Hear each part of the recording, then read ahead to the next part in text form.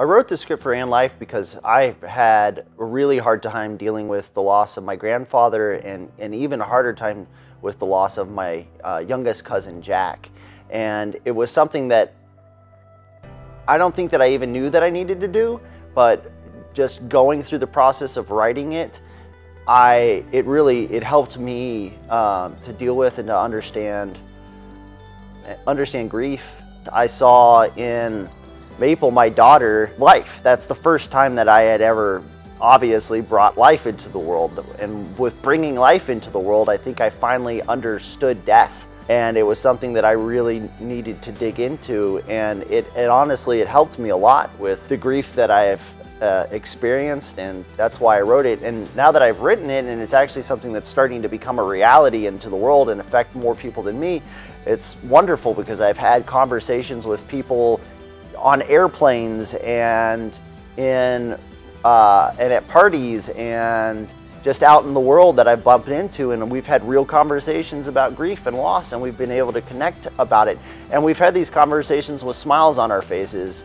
I just was on a plane coming home from a shoot in Arizona, and I had an hour-and-a-half long conversation. It's one of the first times a plane ride has ever gone by fast, but I had an hour-and-a-half long conversation with this guy that I absolutely did not know before I got on the plane about his grandmother who had just passed away.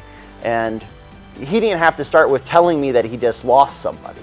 And so it was a lot easier for him to talk to me about it because I was able to say that I'm working on this script and that we're trying to make it into a movie. And now that it's starting to become a reality, we're seeing that it can actually help. It can actually help people. It can make it easier to talk about grief. And I think that once people are actually seeing it and watching it, I think it will inspire more people to be able to talk about grief. And it's kind of like ballooned into this way bigger thing than I ever imagined possible.